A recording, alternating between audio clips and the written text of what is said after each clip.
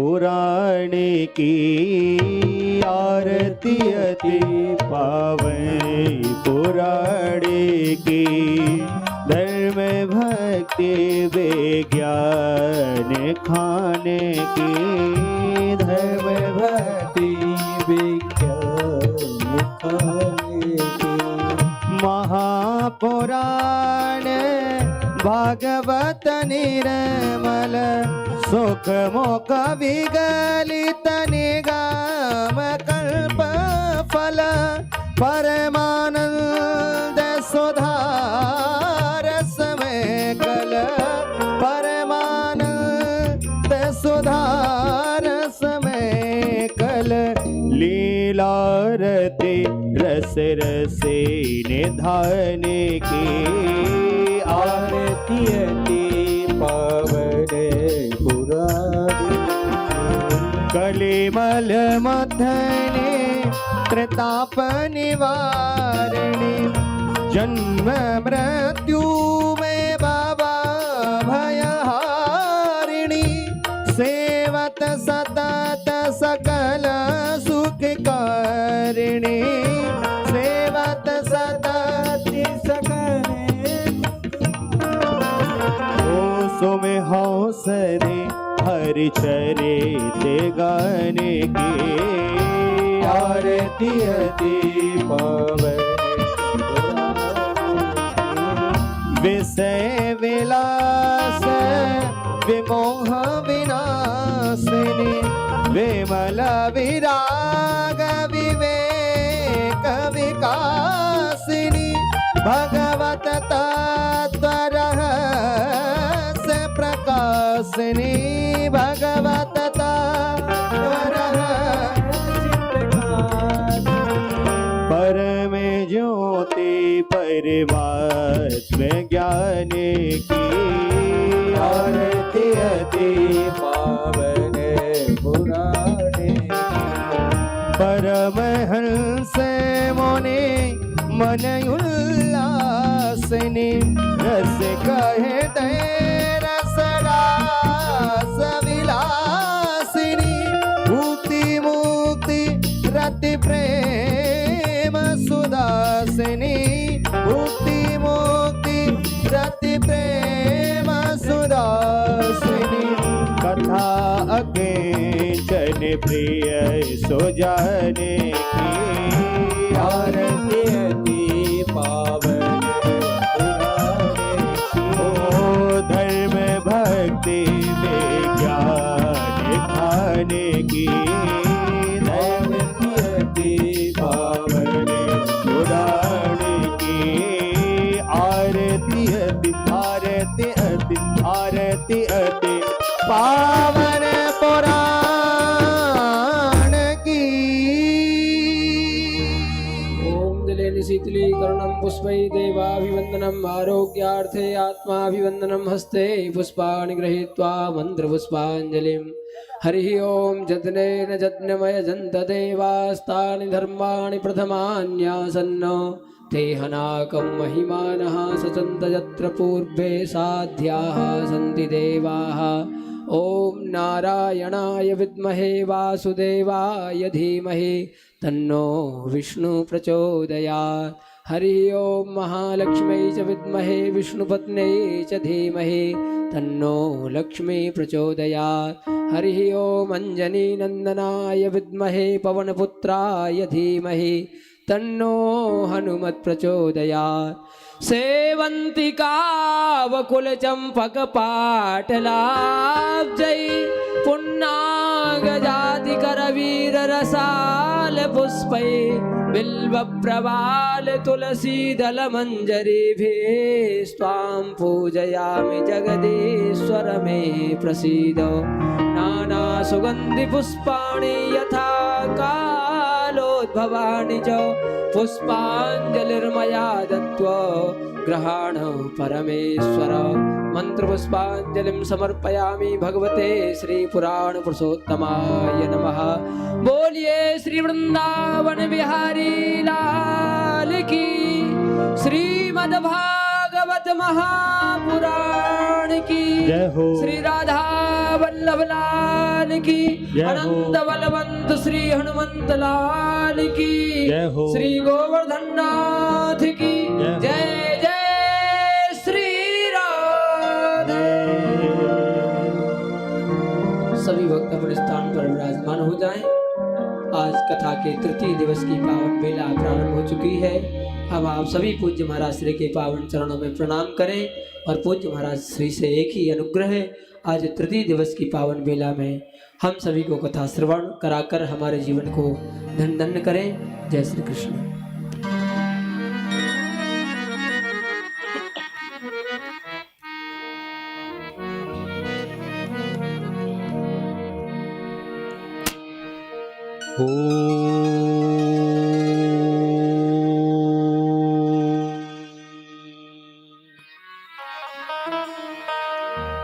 स्वस्ति श्री गणेशाय नमः। परम गुरवे नमः। परम कृपालवे नमः। ध्येयं सदा परिभवग्नमभीष्टदोहम्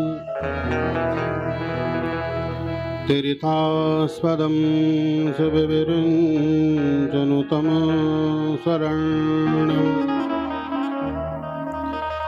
वृत्यार्तिहं प्रणतपालभवाब्धिपोतम् वन्दे महापुरुषते चरणारविन्दम्।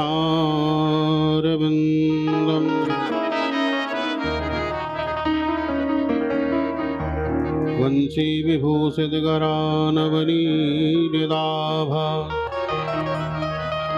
पीताम्बरादरुणबिम्बफलाधरोष्ठ पूर्णेन्दुसुन्दरमुखादरविन्द्रनेत्रा कृष्णात् परं किमपि तत्त्वमहं न जाने। अतुलितबलिधाम महिमशैलाभदेहम्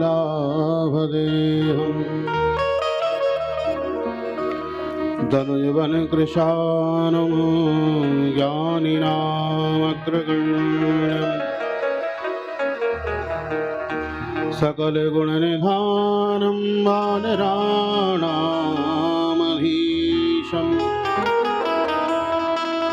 रघुपतिप्रियभक्तं वातजातं नमामि। नमोऽस्तु ते व्यासविशालबुद्धे फुल्लारविन्दारयदवक्त्रनेत्रम् येन त्वया भारततैलपूर्णः प्रज्वालितो ज्ञानमयप्रदीपः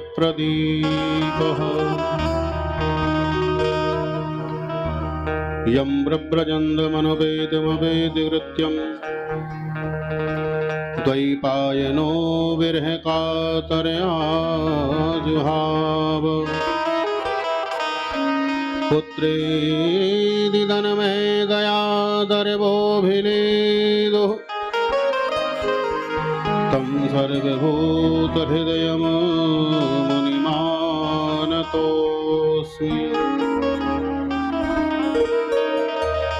नारायणं नमस्कृत्य नरं चैव नरोत्तमम् देवीं सरस्वतीं व्यासं ततो जयमुदीरयेत्।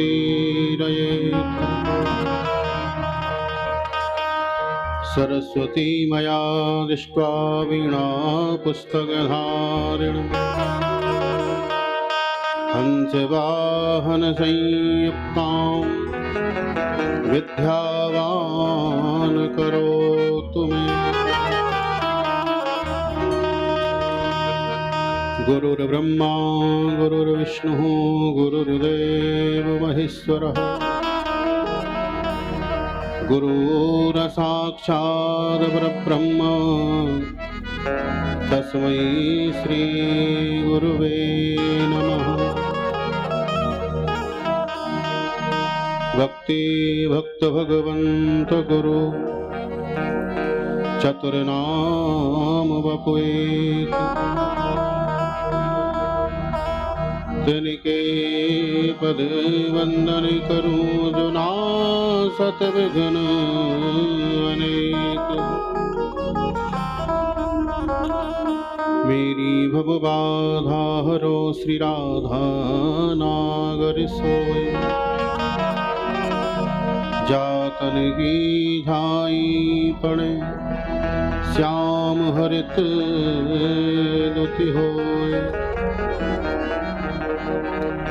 जय जय श्री राधा रमण जय जय नवन किशोर, जय गोपी जगजोर प्रभु जय जय माखन चोर। बोलिए माखन चोर भगवान की जय। आइए सब मिलकर के 2 मिनट भगवान नाम संकीर्तन करें, अपनी वाणी को हम लोग पावन करें और भागवत की इस पावन कथा में हम लोग प्रवेश करें।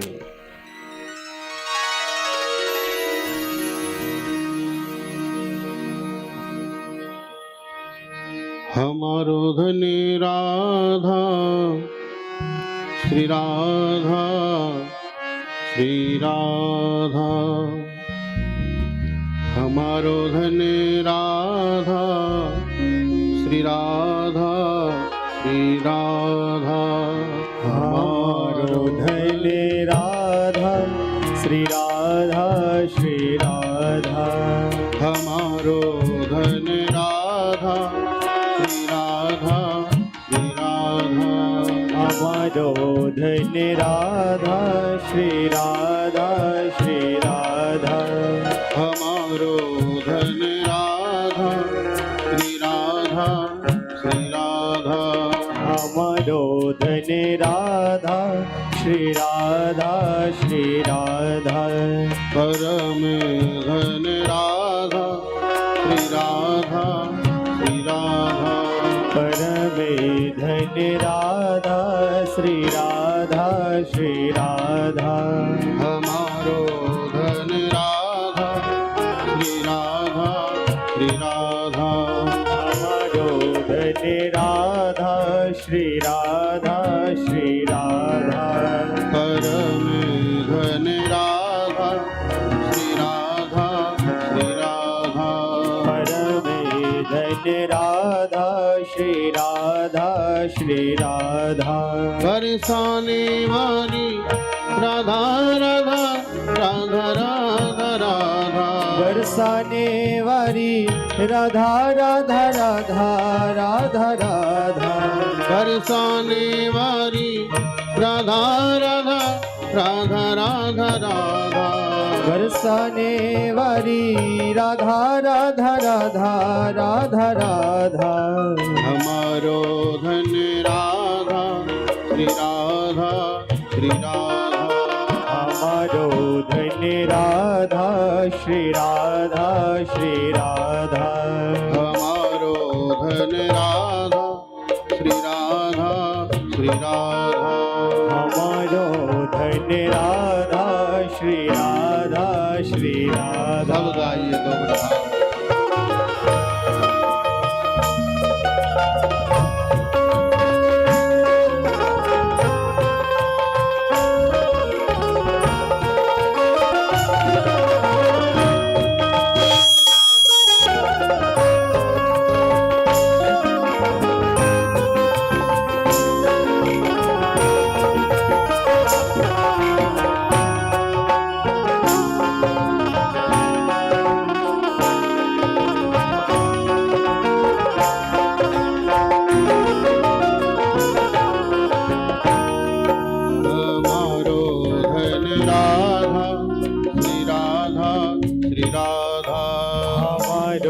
धन राधा श्री राधा श्री राधा।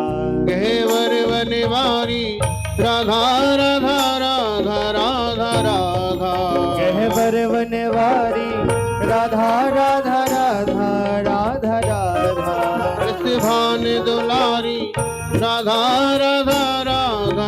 राधा राधा वृषभानु दुलारी राधा राधा राधा राधा राधा हमारो धन राधा श्री राधा श्री राधा हमारो धनी राधा श्री राधा श्री राधा परम धन राधा श्री राधा श्री राधा परमे धनी राधा श्री राधा श्री राधा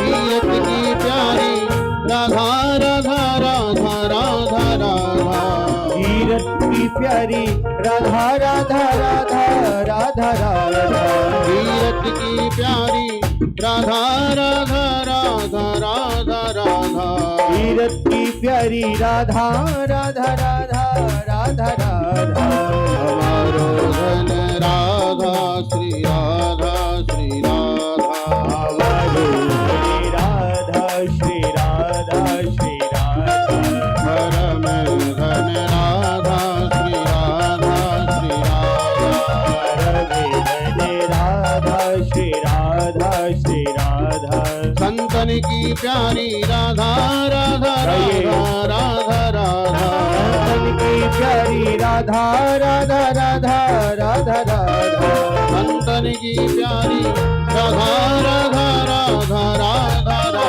भक्तन की प्यारी राधा राधा राधा राधा राधा हमारो धन राधा श्री राधा हमारो धन राधा श्री राधा श्री राधा परम धन राधा श्री राधा श्री राधा परम धन राधा श्री राधा हमारो धन राधा श्री राधा श्री राधा हमारो धन राधा श्री राधा श्री राधा हमारो धन राधा श्री राधा श्री राधा हमारो धन राधा श्री राधा श्री राधा परम धन राधा श्री राधा श्री राधा परम धन राधा श्री राधा श्री राधा हमारो धन राधा श्री राधा श्री राधा हमारो धन राधा श्री राधा श्री राधा हमारो धन राधा श्री राधा श्री राधा हमारो धन राधा श्री राधा श्री राधा हमारो धन राधा श्री राधा श्री राधा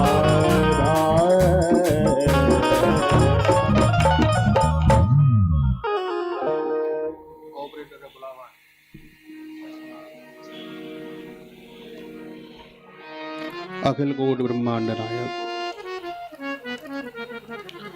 आनंद कंद ब्रजेंद्र नंदन अपने भक्तों के ऊपर अपनी अहेतुकी कृपा करने वाले भगवान श्री बालकृष्ण प्रभु श्रीमद् भागवत के रूप में हम लोगों को यहाँ दर्शन दे रहे हैं। दृश्य अदृश्य ज्ञात अज्ञात वो शक्तियाँ संत वृंद विप्र वृंद भक्त वृंद एवं परम स्नेहमयी करुणामयी मातृ शक्ति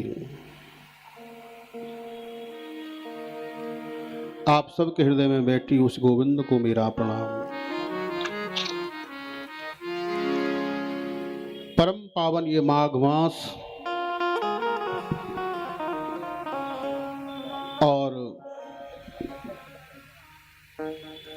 भगवान श्री राधा माधव की महती कृपा के फलस्वरूप हम लोग गत 2 दिवस से मानो हरिगढ़ की इस पावन धरा पर भगवान की गोद में ही बैठ कर के और गोविंद की लीलाओं को हम लोग श्रवण कर रहे हैं।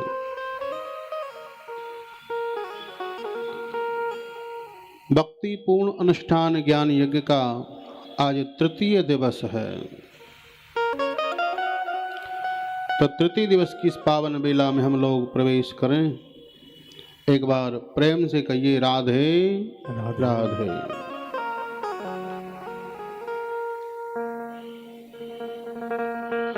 कल सायंकालीन कथा प्रसंग में हम लोग बड़ी श्रद्धा और भक्ति से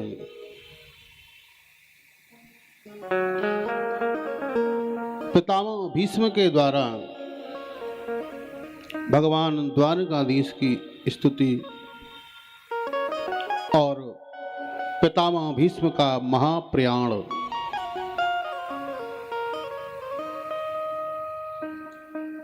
पांडवों के द्वारा तिलांजलि दी गई और भगवान द्वारिका के लिए प्रस्थान कर गए। कल की कथा में हम लोग श्रवण कर रहे थे।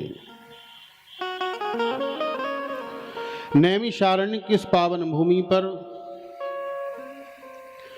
सूत जी महाराज सौनकादि ऋषियों को लक्ष्य करके भागवत रूपी रस का पान करा रहे हैं।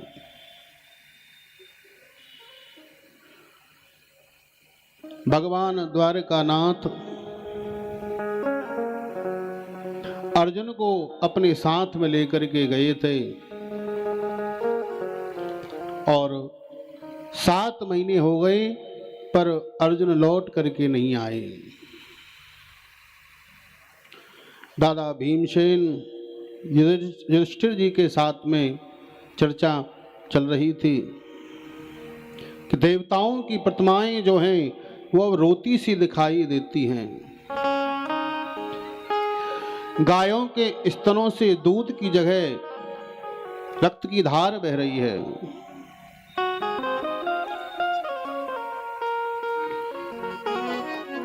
दादा भीम, हमको तो ऐसा लगता है कि हमारे जीवन में कोई महान विपत्ति आने वाली है।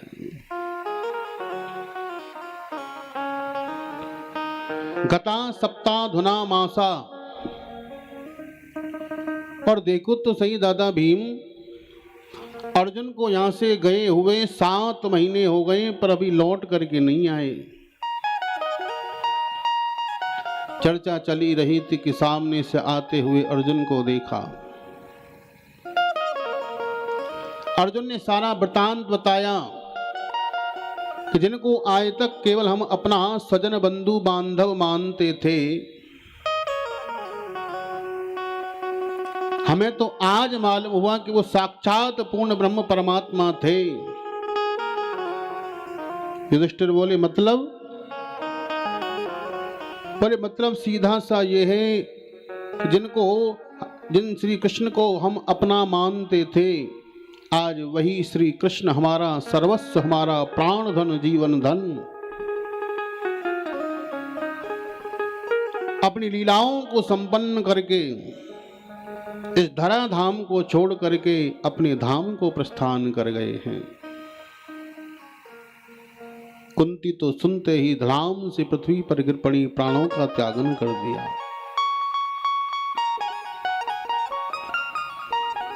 शौनकादि ऋषियों ने प्रश्न किया, भगवान हमारी एक बात समझ में नहीं आई, जिस बालक की भगवान ने गर्भ में जाकर के रक्षा की थी उस बालक का क्या हुआ? बोले समय आने पर वह बालक जन्म लेकर के आया था और ये पहला बालक है सृष्टि का जिसने जन्म लिया है बाद में, और भगवान के दर्शन कर लिए गर्भ में पहले ही। नाम रखा गया परीक्षित।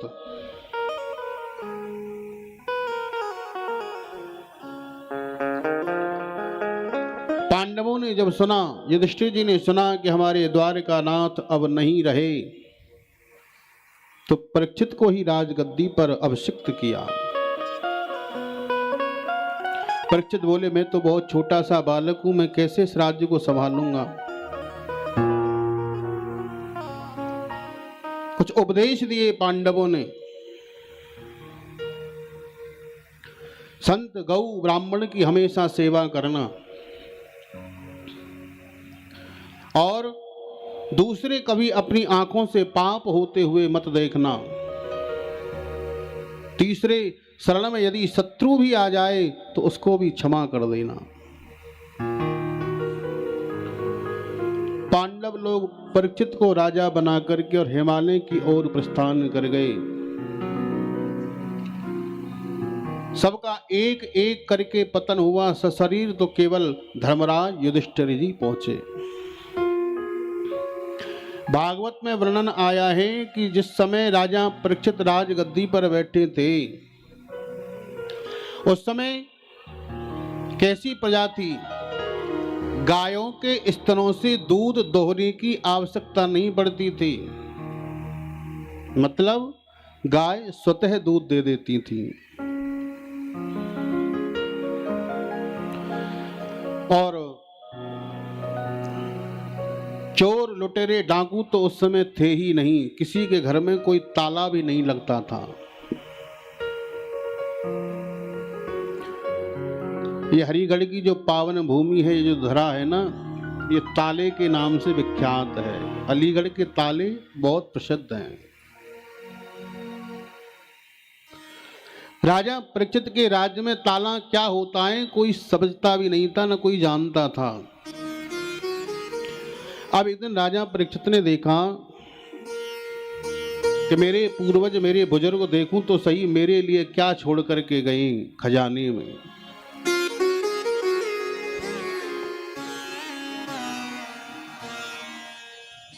खजाने में प्रवेश किया, एक सुंदर सा मुकुट देखा, धारण कर लिया और वन के लिए शिकार खेलने के लिए गए। बहुत देर हो गई शिकार खेलते खेलते और आंखों से एक दृश्य देखा। एक गाय जिसके सामने एक बैल खड़ा हुआ है और जिसके केवल एक ही पैर है, और उन दोनों को एक काला काला पुरुष बार बार डंडे से प्रताड़ित कर रहा है। ये गाय कोई और नहीं, साक्षात पृथ्वी थी। ये बैल कोई और नहीं, साक्षात धर्मराज थे। ये काला काला पुरुष कोई और नहीं, साक्षात कलयुग था।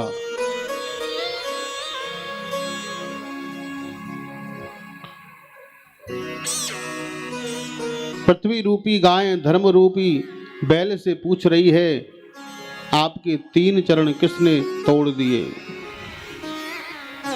धर्म रूपी बैल कह रहा है, मैंने अपने जीवन में कोई पहले पाप कर्म ऐसे किए होंगे जिसकी वजह से मेरे 3 पैर काट दिए गए।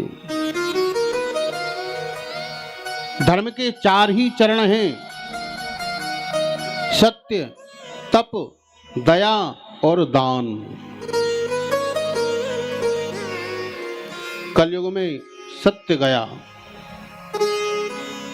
तप गया, लोगों के मन में जो दया की भावना थी वो भी समाप्त हो गई। केवल धर्म का एक ही चरण बचा है और वो है दान। येन केन विद दीने दान करहि कल्याण।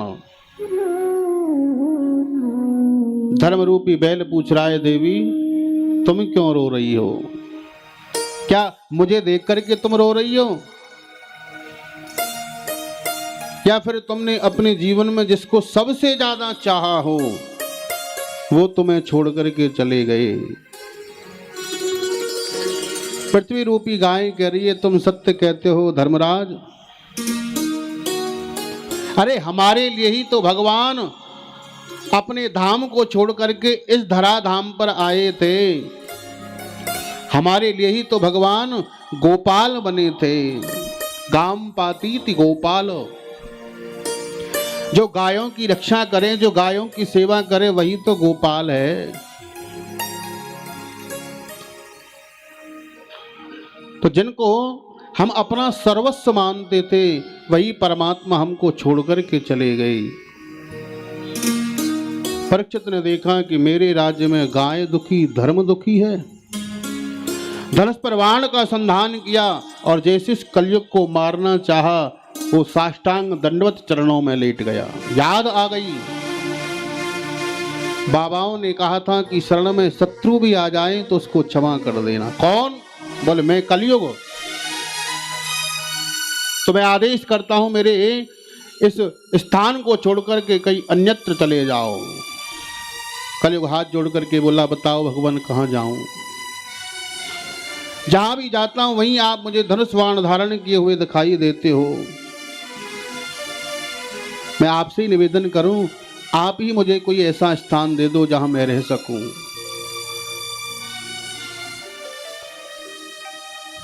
तो राजा परीक्षित ने कलयुग को 4 स्थान दिए हैं।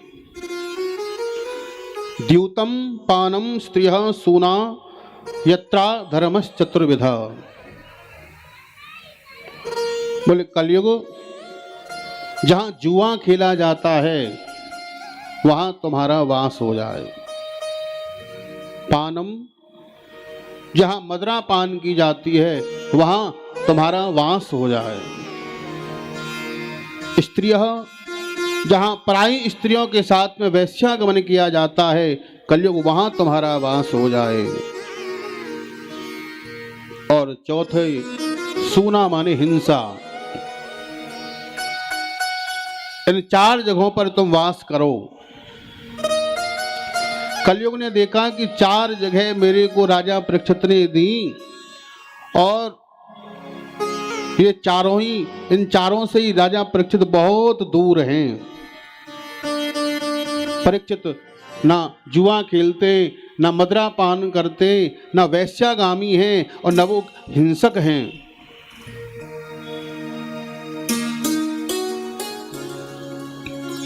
और जिस राजा के राज में मैं रहा और उसी राजा के ऊपर मेरा प्रभाव नहीं हुआ, तो फिर मेरे रहने का मतलब क्या निकलता है? हाथ जोड़ करके बोला, भगवान आपने मुझको 4 स्थान दिए और वो भी बहुत छोटे और वो भी बहुत गंदे। मेरा जो परिवार है वो तो बहुत बड़ा है। मेरे परिवार में काम है, क्रोध है, लोभ है, राग है, द्वेष है, ईर्ष्या है, कपट है, दंभ है, पाखंड है। मेरा परिवार तो बहुत बड़ा है। ये इतने छोटी सी जगह पर कैसे रहेंगे? कुछ एक सुंदर सा स्थान और देते। राजा परीक्षित को न जाने क्या आया और परीक्षित के मुख से निकल गया, रजो बैरम च पंचकम। कलयुग जाओ, सोने में तुम्हारा वास हो जाए। तो राजा परीक्षित ने जो मुकुट पहन रखा था वो सोने का ही था और कलयुग ने उस मुकुट में प्रवेश किया, क्योंकि उस मुकुट को दादा भीमसेन जरासंध को मार करके लाए थे, तो वो भी तो अन्याय का माना जाएगा।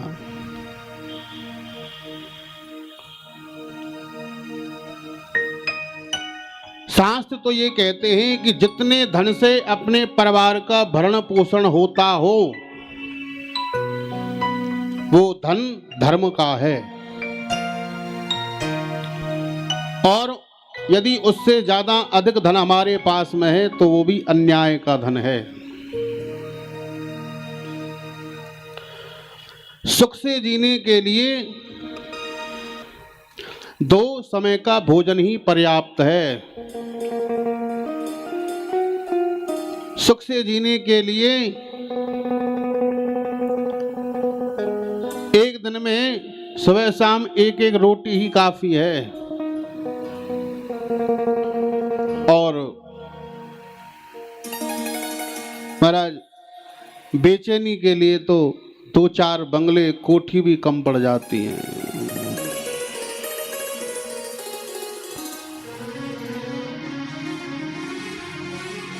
संत लोग बताते हैं जीवन के छोटे छोटे सूत्र हैं। हम चाहते हैं कि हमें जीवन में सुख मिल जाए और सब सुख की ही कामना करते हैं। देखो, यदि आपको 1 घंटे का सुख चाहिए कि 1 घंटे का हमें सुख मिल जाए, तो एक मीठी सी प्यारी सी 1-2 मिनट की नींद की झपकी ले लो, 1 घंटे का सुख मिल जाएगा।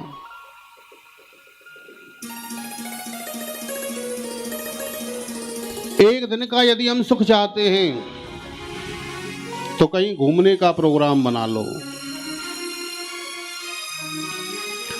1 महीने का सुख चाहते हैं तो आज ही विवाह कर लो, 1 महीने तक का सुख है, उसके बाद तो फिर दुख ही दुख है। आपको मालूम है, जब बेटी विदा होती है रोती है, क्यों?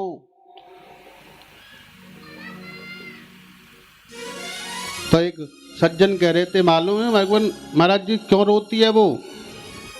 हम बोले इसलिए रोती है, वो अपने माता पिता का घर छोड़ करके जा रही है। बचपन से जिस आंगन में पली बढ़ी, जिन माता पिता भाई बहन के साथ खेली कूदी, उन सबको छोड़ करके जा रही है, इसलिए रोती है। बोले ना, वो इसलिए रो रही है कि आज तुम मुझको लेकर के जा रहे हो मुझसे, मेरे घर से, मैं रो रही हूँ, मैं तो आज ही रोऊंगी पर जीवन भर तुमको ही रुलाऊंगी फिर मैं। तो 1 महीने का सुख चाहते हो तो भैया विवाह कर लो,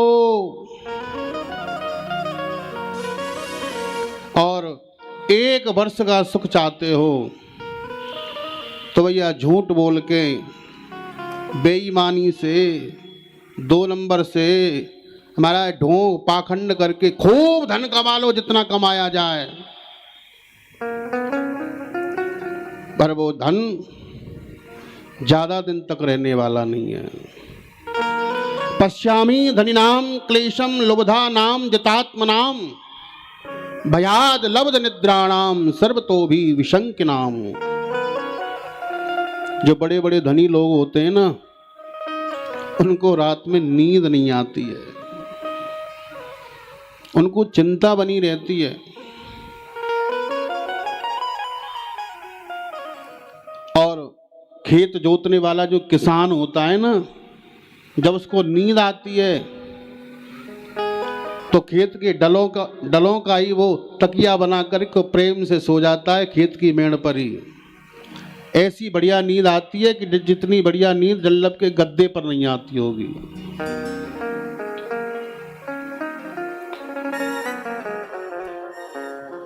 एक वर्ष का सुख चाहते हो तो खूब धन कमा लो, और यदि ये चाहते हो कि हमारा पूरा जीवन ही सुख में निकले तो आज से और अभी से भगवान की भक्ति में, भगवान के भजन में लग जाओ, तुम्हारा पूरा जीवन सुखमय हो जाएगा।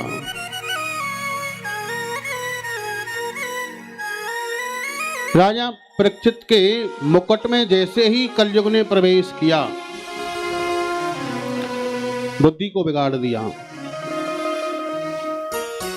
प्यास लगी, पानी पीने के लिए जंगल में खोज रहे थे, समीक ऋषि के आश्रम पर पहुंच गए, ध्यान में मग्न थे, और आज भयंकर अपराध परीक्षित के द्वारा संत का हुआ। कलयुग बुद्धि में प्रवेश कर गया, बुद्धि को बिगाड़ दिया। अरे मैं यहाँ का राजा, ये मेरी प्रजा, और मैं इनके यहाँ आया, इन्होंने मेरा स्वागत नहीं किया, मेरा सम्मान नहीं किया, मुझे प्यास लगी है, और ये नेत्र बंद करके पता नहीं किसका ध्यान करता है। पास में कोई मरा हुआ सर्प पड़ा था, वाण से उठाया और उस मरे हुए सर्प को समीक ऋषि के गले में डाल दिया, मानो अपने गले में उन्होंने अपने जिंदा सर्प धारण कर लिया हो। खेलते हुए समीक के जो पुत्र हैं श्रृंगी कौशिकी नदी में स्नान कर रहे थे। छोटे छोटे बालकों ने बताया, सुनते हो, तुम्हारे पिता के गले में राजा परीक्षित ने मरा हुआ सर्प डाल दिया है। कौशक्याम उपस्पृश्य बाघ वज्रम विससर्ज, कौश की नदी से जल लिया, अभिमंत्रित किया और अपना वाणी रूपी वज्र मानो राजा परीक्षित के ऊपर छोड़ा हो। मैं श्राप देता हूं, आज से ठीक 7वें दिन इसी सर्प का जो पूर्वज है तक्षक, उस तक्षक सर्प के दंशन से ठीक 7वें दिन राजा परीक्षित तुम्हारी मृत्यु हो जाएगी। परीक्षित को श्राप लगा। परीक्षित लौट करके आए और समीक ने श्रृंगी से पूछा कि बेटा तूने अच्छा नहीं किया। राजा परीक्षित तो बड़े धर्मात्मा संत हैं, तुम्हें यदि नष्ट करना था, तुम्हारी सामर्थ्य है ऐसी, तो राजा को जो प्यास लगी थी उसको नष्ट कर दे। तुमने तो राजा को ही नष्ट होने का श्राप दे दिया। ये संत का लक्षण नहीं है। समीक ऋषि ने अपने गौरमुख नाम के शिष्य को बुलाया और कहा, जाओ राजा परीक्षित को सूचना दे दो। दौड़े दौड़े आए और इधर जैसे ही परीक्षित ने मुकुट उतार करके रखा, पूरा जंगल का वृतांत याद आ गया। कहा कि मैं अपने पूर्वजों के वंश में ऐसा अभागा जन्म लेकर के आया, मेरे बाबा मेरे पिता संतों के ब्राह्मणों की गौ की सेवा करने वाले, और आज मेरे द्वारा इस शरीर से संत का अपराध हुआ। अब मैं शरीर को रखना नहीं चाहता।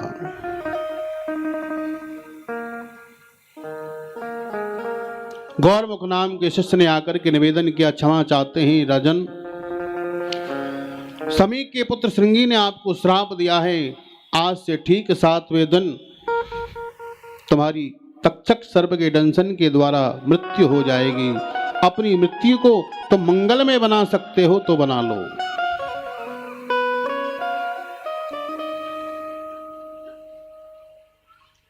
हमारे जीवन में केवल 2 ही चीज है, जन्म और मृत्यु। वास्तव में यदि देखा जाए तो ना तो हम पर जीना आ रहा है और ना हम पर मरना आ रहा है। हम जी तो रहे हैं, हम श्वास तो ले रहे हैं, हम रह तो रहे हैं, पर वास्तव में ये जीना नहीं है। कर्तव्य बनता है अपने परिवार के प्रति। एक पिता का एक पुत्र के प्रति क्या दायित्व होता है, ये रामचरितमानस सिखाए। रामचरितमानस में एक बड़ा सुंदर प्रसंग आता है। भगवान राघवेंद्र सरकार 14 वर्ष के लिए वन चले गए और दशरथ जी का महाप्रयाण हो गया। भरत जी का आना हुआ और मालूम हुआ कि ये सब मेरी वजह से भगवान राघवेंद्र सरकार को वन में जाना पड़ा। पिता का देहांत हो गया। किस लिए? क्योंकि मेरी मां की इच्छा है कि मैं इस राजगद्दी पर बैठूं। सभा जुड़ी हुई है और वशिष्ठ जी जो कुल गुरु हैं, वशिष्ठ जी ने कहा कि भरत, तुम्हारी माता कैकेयी ने 2 वरदान मांगे थे। 14 वर्ष के लिए तपस्वी का वेश धारण करके भगवान राम वन के लिए चले गए। एक वचन पूरा हो गया। तुम्हारी माता ने दूसरा वरदान मांगा था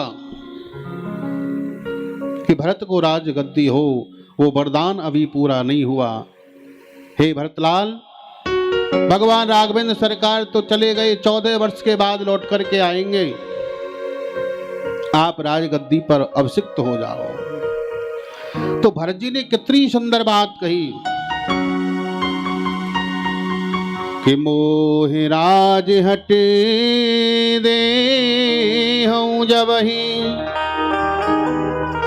रसा रसा तले जाए तबहि,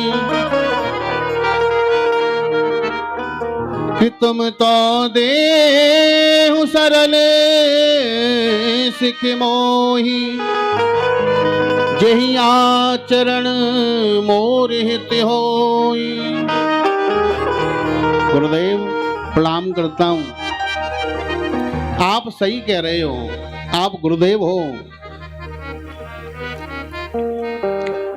मैं जानता हूं कि गुरु, माता और पिता, इनकी वाणी ये जो कह दें उसको बिना विचारे करना चाहिए, पर क्षमा करना गुरुदेव। मैं सत्य कहता हूं, यदि आपने मुझको अयोध्या की राजगद्दी पर अभिषिक्त कर दिया तो ये पृथ्वी नहीं रहेगी। कहां चली जाएगी? बोले रसातल जाए तबही, ये पृथ्वी रसातल में चली जाएगी। क्यों? क्योंकि इस राजगद्दी पर बैठने का अधिकार तो मेरे प्रभु श्री राघवेंद्र सरकार को ही है। यह है भाई का प्रेम। एक तो राजगद्दी को छोड़ करके चले ही गए और दूसरा भी राजगद्दी को ठोकर मार रहा है। बोले नहीं, मैं जाऊंगा राघवेंद्र सरकार को मनाने के लिए। अनुनय विनय करके उनको लेकर के आऊंगा अयोध्या।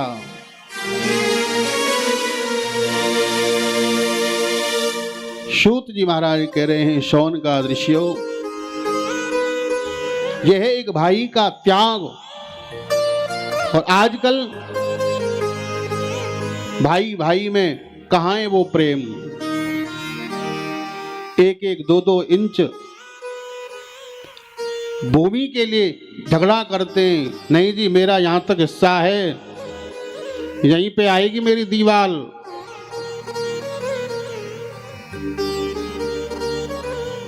यदि जीवन जीने की कला सीखनी है तो आप रामचरितमानस की शरणागति हो जाओ। हमें निज धर्म पर चलना सिखाती रोज रामायण।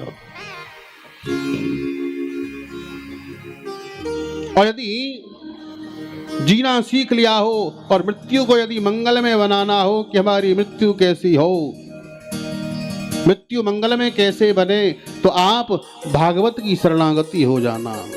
ये भागवत सिखाएगी आपको कि मरना कैसे चाहिए और मरना किसका श्रेष्ठ है। यो तो इस भारत की भूमि पर पूरे विश्व में न जाने कितने लोग रोज मरते हैं, कौन उनको याद करता है। पर इस भारत की भूमि के लिए, अपने राष्ट्र के लिए, अपने देश के लिए जो हमारे फौजी भाई भारत की सीमा पर खड़े हुए हैं और न जाने कौन सी गोली कब शरीर को छलनी करके निकल जाए, कोई पता नहीं है। वो जब मर जाते हैं तो उनकी शहादत को लोग याद करते हैं। केवल उसी दिन नहीं, उनकी पुण्यतिथि पर उनको याद किया जाता है। हमारे राघवेंद्र सरकार अयोध्या में विराजे हैं, उनका भवन निर्माण हुआ है, कोई ऐसे ही थोड़ी हो गया। हमारे हरिहरानंद सरस्वती जी, जिनको करपात्री जी महाराज के नाम से जानते थे, ऐसे ऐसे पूज्य हैं श्री ब्रह्मचारी जी, ऐसे ऐसे संत जिन्होंने रामलला के लिए अपना सर्वस्व न्यौछावर कर दिया। कल मैं पढ़ रहा था कि भगवान राघवेंद्र सरकार जब उनका मंदिर को तोड़ दिया गया, बाबरी मस्जिद बना दी गई, तो श्री करपात्री जी महाराज और उनके साथ में और भी संत लोग थे, तो उन्होंने उसी रात्रि में विचार किया कि चाहे कुछ भी हो जाए, हम श्री राम लला को इस स्थान से हटने नहीं देंगे। और उन्होंने रात्रि ही रात्रि में उस बाबरी मस्जिद में श्री राम लला को विराजमान किया था। वो कैसी भयंकर रात रही होगी, आप विचार कीजिए। जिस समय लोग कत्लेआम हो रहे थे, यदि वो संत ना होते वो भारत के, तो आज शायद हमारे जीवन में ये दिन नहीं होता कि हम अपनी आंखों से उस दृश्य को देख पाते। हम कितने बड़े सद्भागी हैं, कितना बड़ा भाग्य है हमारा। अरे और तो और देखो, रामलला तो पधार गए, अपने स्थान पर विराजमान हो गए। अब तो हमारे ब्रज में कन्हैया को नंबर आने वालों जल्दी दे। रामलला को हमने स्थान दे दिया, अब देखो हमारे ठाकुर जी को भी। अब जिस समय भगवान, इस समय जो कृष्ण जन्मभूमि पर जो ठाकुर जी विराजमान है, वो केशव देव जी, असली स्थान तो गर्भगृह तो भगवान का वहां है जहां मस्जिद बनी हुई है।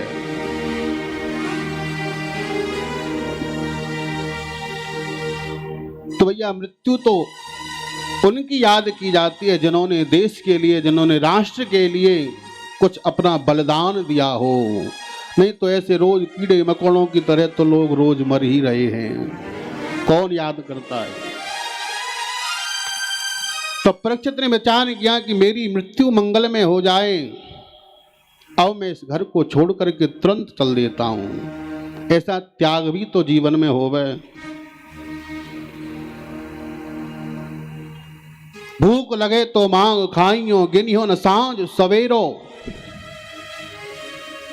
एक कमंडल भी अपने हाथ नहीं लिया और सबको छोड़ करके पहुंच गए गंगा के किनारे।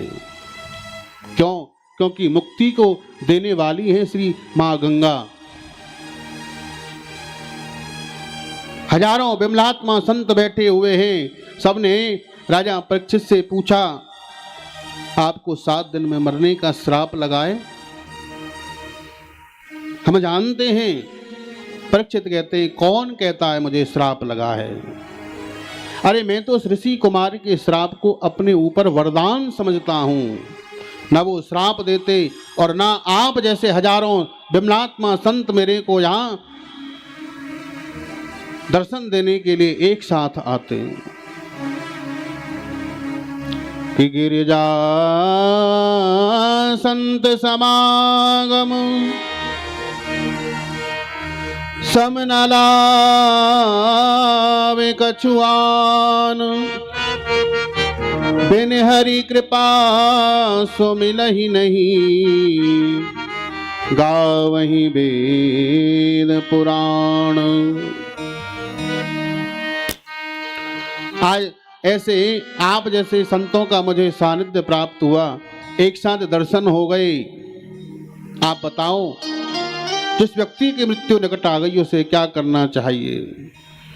कोई कह रहा है आप महामृत्युंजय मंत्र का अनुष्ठान कराइए, कोई कह रहा है कुछ कराइए, पर कोई सही निर्णय नहीं कर पा रहा कि क्या किया जाए।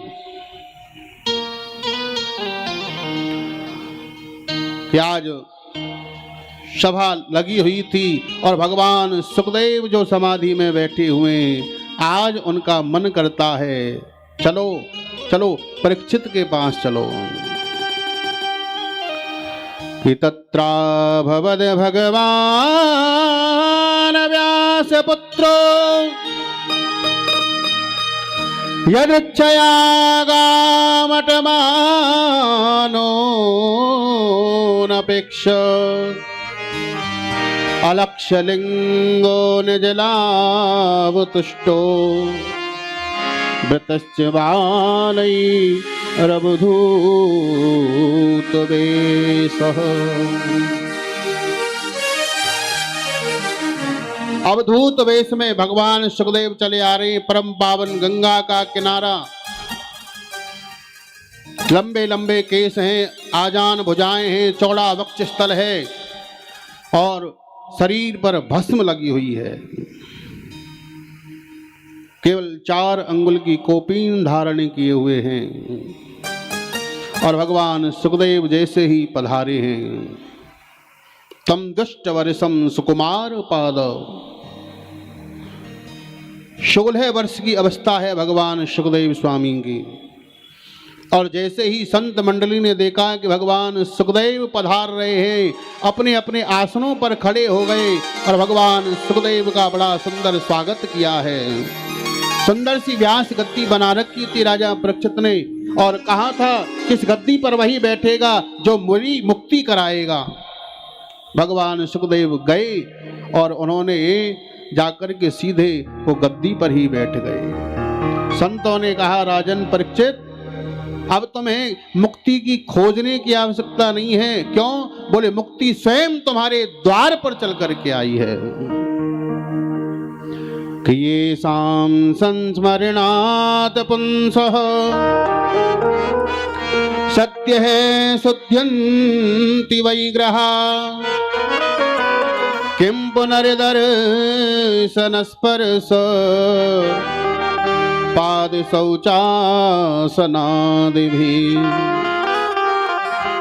अरे जिनका केवल दर्शन करने मात्र से ये जीव मुक्त हो जाता है, उनके चरणों की सेवा, उनकी पूजा करने का यदि सौभाग्य मिल जाए तो फिर भाग्य की कौन सराहना करे। परीक्षित ने बड़ा सुंदर पूजन किया। संतों ने कहा, देखो राजन, ये ऐसे महात्मा हैं, इनसे यदि जो कुछ तुम्हें पूछना है जल्दी पूछ लो, नहीं तो अभी उठ करके चले जाएंगे। परीक्षित ने एक ही प्रश्न किया, पुरुषस्य यत् कार्यं म्रियमाणस्य सर्वथा। जिस व्यक्ति की मृत्यु निकट आ गई हो उस व्यक्ति को क्या करना चाहिए? और भगवान सुखदेव ने तुरंत बोलना प्रारंभ किया कि वरीयाने सते प्रश्न कृतो लोकहितो नृप आत्मवित् सम्मत है पुंसाम श्रोतव्यादिषु यः पर। राजन, तुमने बड़ा सुंदर प्रश्न किया। ये प्रश्न केवल राजा परीक्षित का ही नहीं है, ये प्रश्न हमारा भी है। राजा परीक्षित को ही 7 दिन में मरने का श्राप नहीं लगा, हमको भी 7 दिन में ही मरने का श्राप लगा है। हमारे जीवन की भी केवल 7 दिन की ही अवधि है जी। रवि, सोम, मंगल, बुध, गुरु, शुक्र और शनि 8वां दिन नहीं होता है। फर्क केवल इतना ही है, परीक्षित को मालूम है कि आज से ठीक 7वें दिन मुझे जाना है, और हमें ये मालूम नहीं है कि हमारी कौन सी अंतिम श्वास हो। अभी हम श्वास ले रहे हैं और 2 मिनट बाद हम श्वास ले पाए नहीं ले पाए कोई गारंटी नहीं है। महाराज 40 के तो है गए, 10-15 साल को जीवन और रहे है, कोई जरूरी थोड़े ही है। 100 तक पहुंच गए तो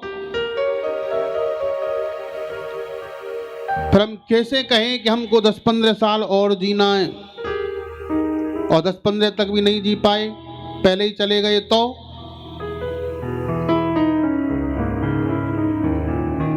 भैया, जब अपनी मर्जी से आए नहीं हैं तो अपनी मर्जी से जाएंगे कैसे?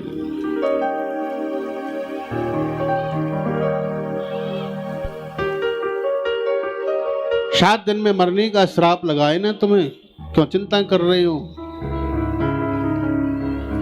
तुम अपना परलोक एक घड़ी में बना सकते हो। कैसे? कि श्वास श्वास परे कृष्ण भज,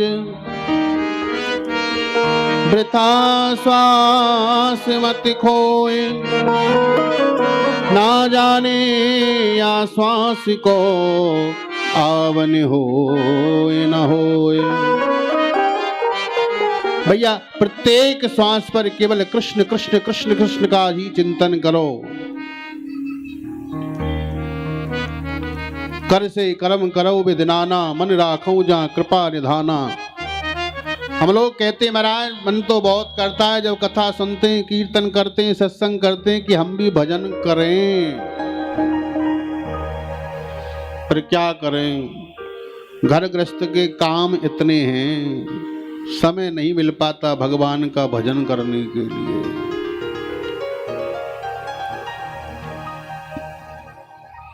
भगवान का भजन करने के लिए समय की कोई आवश्यकता नहीं है। अजी आप अपने घर में झाड़ू सेवा कर रहे हैं, झाड़ू लगाते लगाते आप भगवान का भजन कीजिए, नाम बोलिए, आपको कोई रोक सकता है? आप घर में रसोई बना रहे हैं, भोजन बनाते बनाते भगवान का कीर्तन कीजिए, भगवान का नाम जप कीजिए, आपको कोई रोक सकता है? अरे चलते उठते बैठते खाते पीते प्रत्येक परिस्थिति में गोविंद का स्मरण कीजिए, आपको कोई रोक सकता है? हम करना तो कुछ चाहते नहीं है,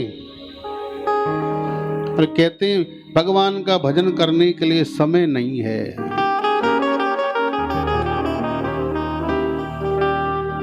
सत्यो मुक्ति और क्रमो मुक्ति का वर्णन किया।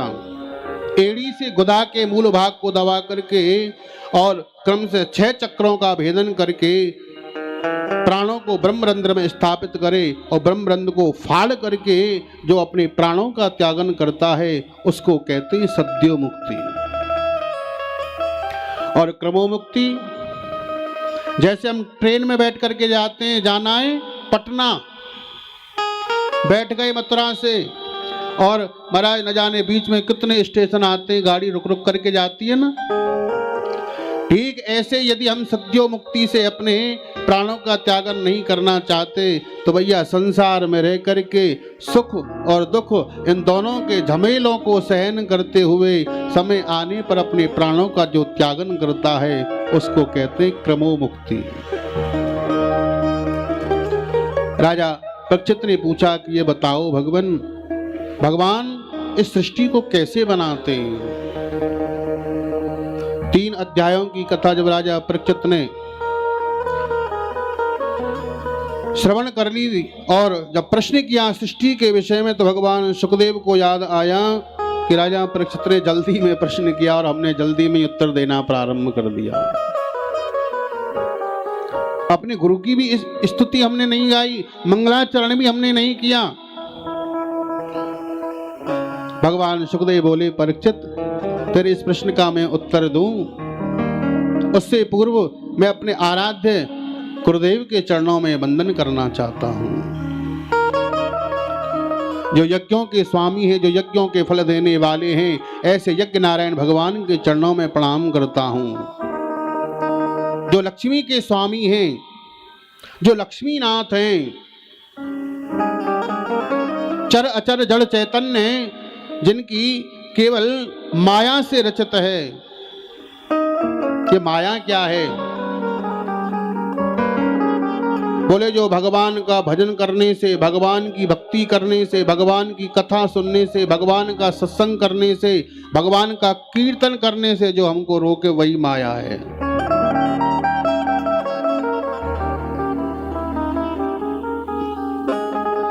आप माया को छोड़ करके मायापति का आश्रय ले लीजिए, ये माया तो आपकी दासी हो जाएगी।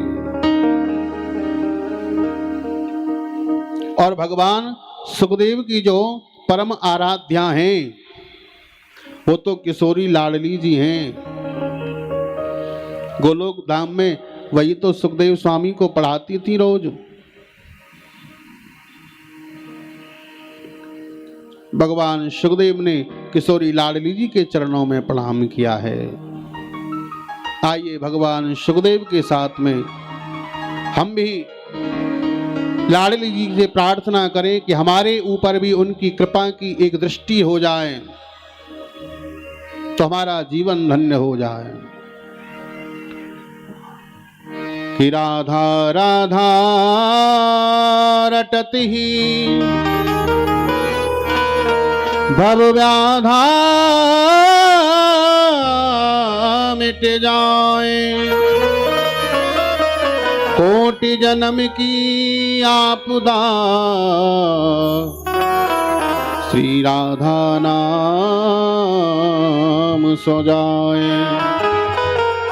ऐसी लाडली जी किशोरी ऐसी रस बरसाती हैं और हमेशा कृष्ण रूपी रस का ही पान करती हैं।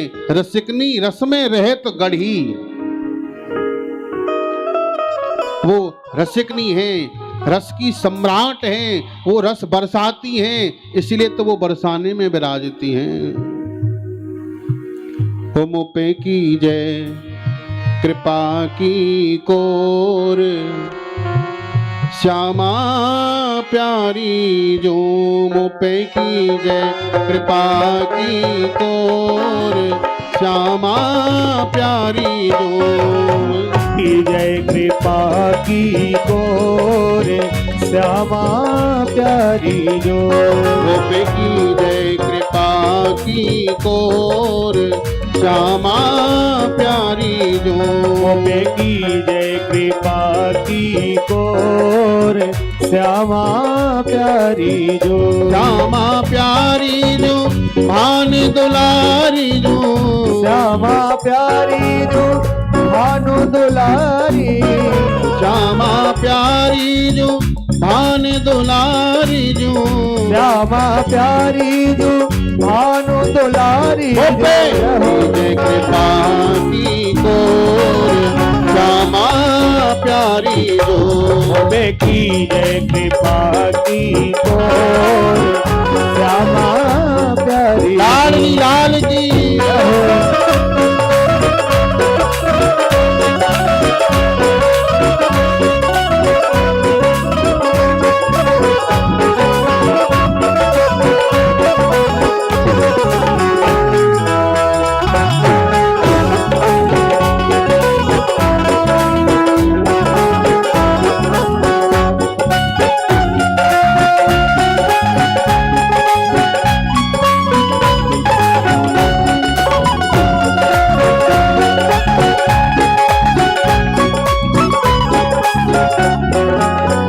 चरण कमल की सेवा दीजे, चरण कमल की सेवा दीजे, चरण कमल की सेवा दीजे, चरण कमल की सेवा दीजे, अपनी चरण शरण में लीजे, अपनी चरण शरण में लीजे, अपनी चरण शरण में लीजे, अपनी चरण शरण में लीजे। मेरी विनती है कर जोर, श्यामा प्यारी जो मेरी विनती है कर जोर, श्यामा प्यारी जो मुपे की जय कृपा की कोर, श्यामा प्यारी जो मुपे की जय कृपा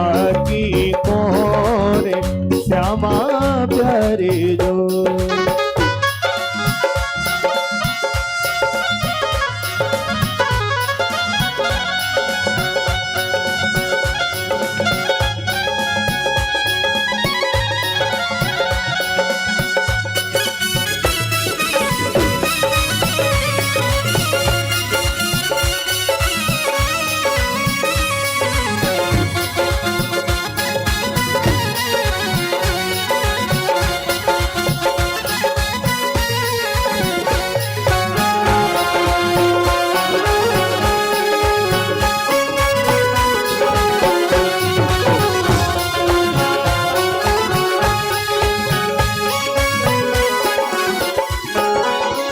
जन्म जन्म तेरो गुण गाऊं, जन्म जन्म तेरो गुण गाऊं, जन्म जन्म तेरो गुण गाऊं, जन्म जन्म तेरो गुण गाऊं, अपनो जीवन सफल बनाऊं, अपनो जीवन सफल बनाऊं, अपनो जीवन सफल बनाऊं, अपनो जीवन सफल बनाऊं, लगने लगी है तेरी ओर श्यामा प्यारी जोर मेरी लगने लगी है तेरी ओर श्यामा प्यारी जोर की जय पाती गोर श्यामा प्यारी जोर की जय कृपा की गोर श्यामा प्यारी बरसाने वारी की जय हो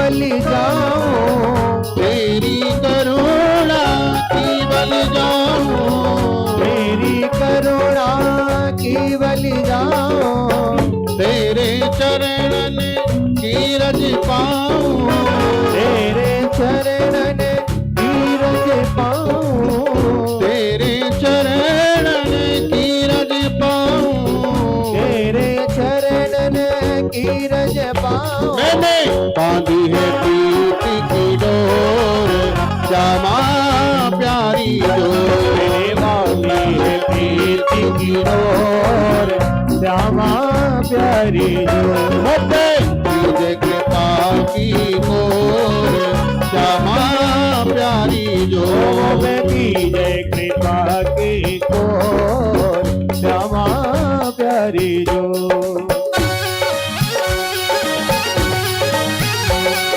ताली बजाओ ना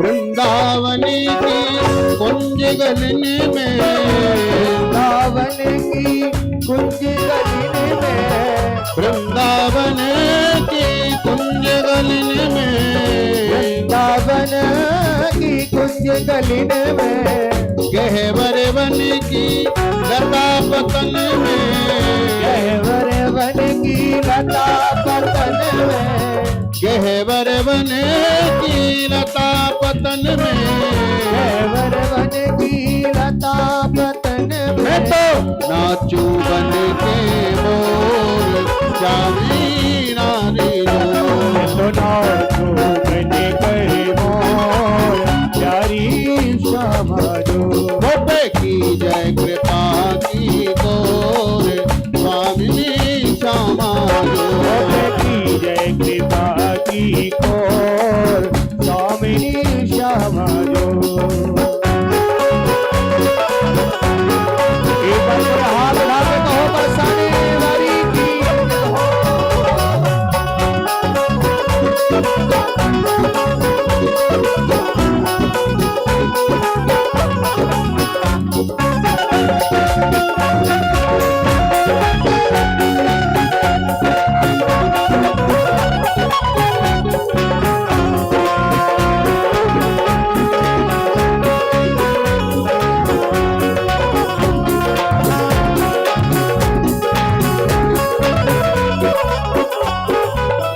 राधा रमण तेरे गुण गावे राधा रमण तेरे गुण गावे राधा रमण तेरे गुण गावे राधा रमण तेरे गुण गावे तेरे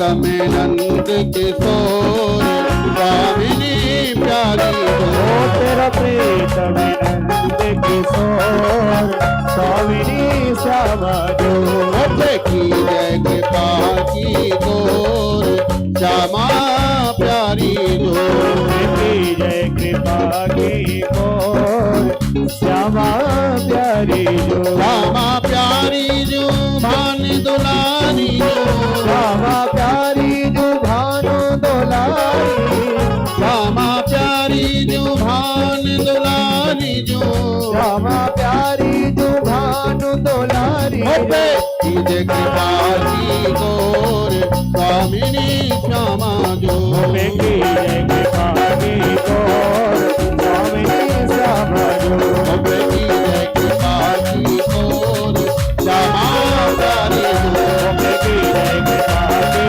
गोर श्यामा प्यारी जो की जय कृपा की गोर श्यामा प्यारी जो की जय कृपा की गोर श्यामा प्यारी जो की जय कृपा की गोर श्यामा प्यारी जो बोलिए राधा रानी सरकार की जय जय जय श्री राधे श्याम। सुंदर स्तुति गाई और कहा कि पहले इस संसार में कुछ भी नहीं था, केवल जल ही जल था और जल को कहते हैं नार, और जल में जो घर बना कर के रहने लगा, नार माने जल और अयन माने घर, जल में जो घर बना कर के रहने लगा उस परमात्मा का नाम हुआ नारायण।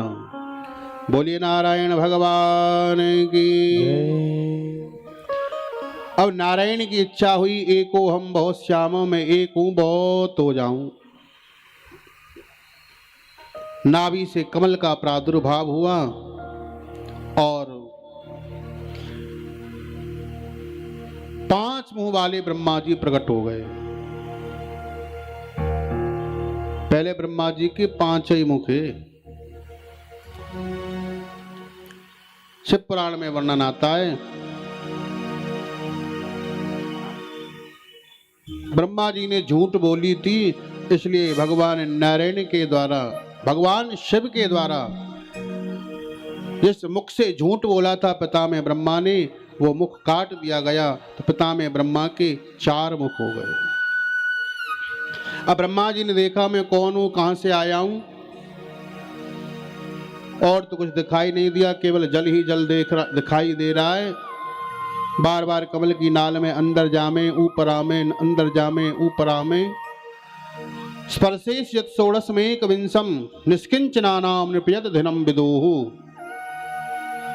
स्पर्श वर्णों में कादयो मावसाना स्पर्श, क से लेकर के मां तक के जो शब्द हैं उनको संस्कृत व्याकरण में स्पर्श वर्ण कहा गया है। तो 16वां और 24वां यानी त और प, ये 2 शब्द सुनाई दिए। तप करो। पिता में ब्रह्मा ने 100 वर्षों तक कठोर तप किया, भगवान नारायण प्रसन्न हुए। प्रसन्न है, वरदान मांगो, और हमारी इच्छा है कि तुम सृष्टि को बढ़ावा दो।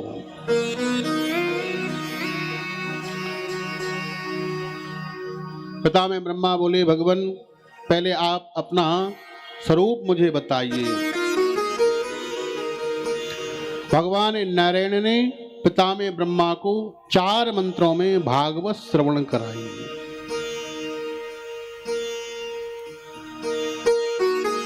अहमेवा समेवाग्रे नान्यद यद सत सत परम, पश्चाद अहम यदि तच्च यो वशिष्येत सोऽस्म्यहम्। पिता में ब्रह्मा, सृष्टि के आदि में, मध्य में और अंत में केवल मैं ही बचता हूं, मैंने ही तुमको बनाया है। 4 मंत्रों में भागवत सुनाई और कहा कि अब तुम सृष्टि को बढ़ावा दो। पिता में ब्रह्मा ने सृष्टि को बनाना प्रारंभ किया। प्राणों से वशिष्ठ, अंगूठे से दक्ष, उत्संगान नारदो यज्ञ गोदी से नारद, और फिर छायायाह कर्दमो यज्ञ, अपनी छाया के द्वारा कर्दम जी को प्रकट किया। कर दिया है इंद्रियों का दमन जिसने, वो है कर्दम। पितामह ब्रह्मा बोले जाओ सृष्टि को बढ़ावा दो। कर्दम जी बोले देखो हमारे जो बड़े भैया भाई सनक सनंदन सनातन सनत कुमार ये सब तप करने के लिए चले गए, तो हम भी भगवान का भजन करने के लिए जा रहे हैं। वन में पहुंच गए, भगवान की आराधना करते हैं।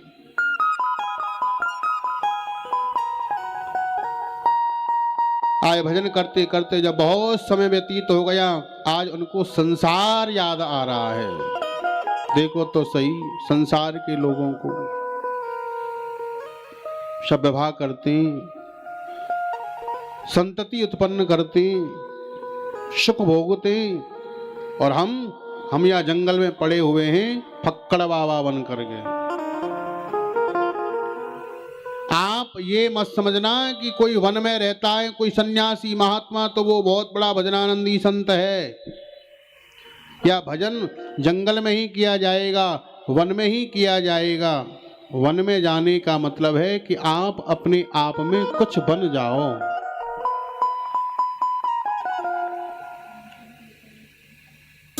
संसार याद आ रहा है और व्यक्ति का स्वभाव बदलने में समय नहीं लगता है। पहले कर रहे थे भगवान की तपस्या भगवत प्राप्ति के लिए, अब उनका संसार को देख करके मन बदल गया। संकल्प दूसरा हो गया, क्या बोले हमारा विवाह हो जाए। भगवान नारायण तो घटघटवासी अंतर्यामी हैं, सबकी जानने वाले हैं। कर्दम जी तपस्या कर रहे हैं विवाह के लिए। समय आने पर भगवान नारायण प्रकट हो गए। ब्रह्मरोही कर्दम जी, हम तुम्हारी तपस्या से बड़े प्रसन्न है, वरदान मांगो। अब कर्दम जी कैसे कहे भगवान से कि हमने विवाह के लिए आपकी तपस्या करी। कर्दम जी बोले प्रभु देखो हमें चाहिए तो कुछ नहीं, आपके दर्शन हो गए तो हमारी सब कामनाएं अब समाप्त हो गई। पर भगवान तो जानते हैं किस लिए तप किया है।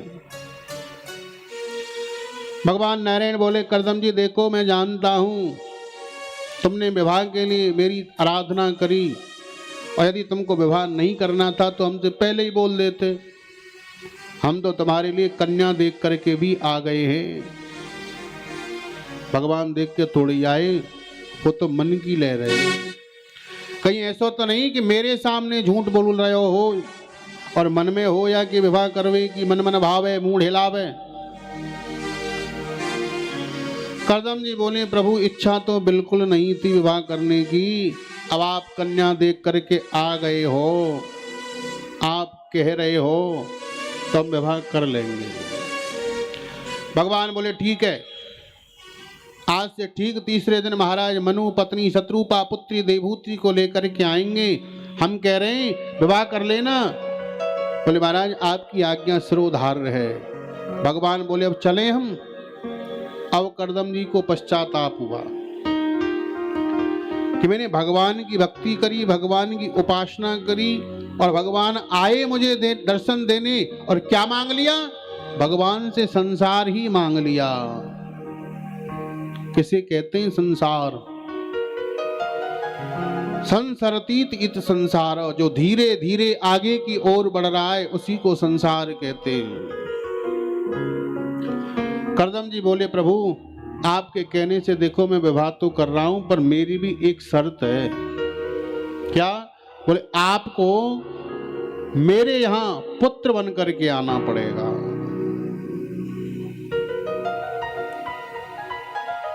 भगवान को भक्ति बहुत प्रिय है और भगवान भक्ति में ही बंधते हैं। भगवान बोले ठीक है भैया, तुम्हारी ऐसी इच्छा है तो हम तुम्हारे यहाँ पुत्र बन करके आएंगे।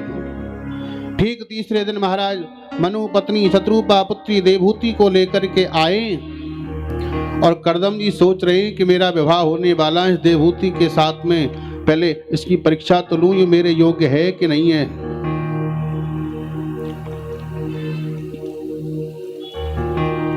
तीन आसन लगाए, एक आसन पर महाराज मनु और दूसरे आसन पर शत्रुपा, अब तीसरा आसन खाली और देवहूति खड़ी हुई है, सोच रही है कि ये जो बैठे हैं ना अभी थोड़ी देर के बाद में मेरे पति होने वाले हैं और ये पति के द्वारा दिया गया आसन है, यदि इस पर बैठती हूं तो अपराध होता है क्योंकि पति के द्वारा दिया गया है, और नहीं बैठती हूं तो फिर आसन का अपराध होता है। अब ऐसी परिस्थिति में मैं करूं तो क्या करूं। देवहूति को एक युक्ति सूझी, अपना सीधा हाथ आसन पर रखा और स्वयं जमीन पर बैठ गई। कर्दम जी समझ गए वास्तव में ये मेरे योग्य है।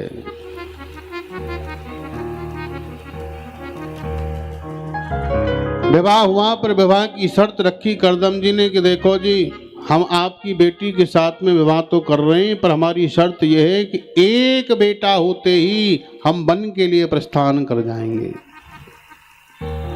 ठीक है, क्योंकि कर्दम जी जानते हैं कि मेरे यहाँ स्वयं साक्षात पूर्ण ब्रह्म परमात्मा ही अवतार लेकर के आएंगे तो एक ही काफी है। पहले होते थे हम दो हमारे दो,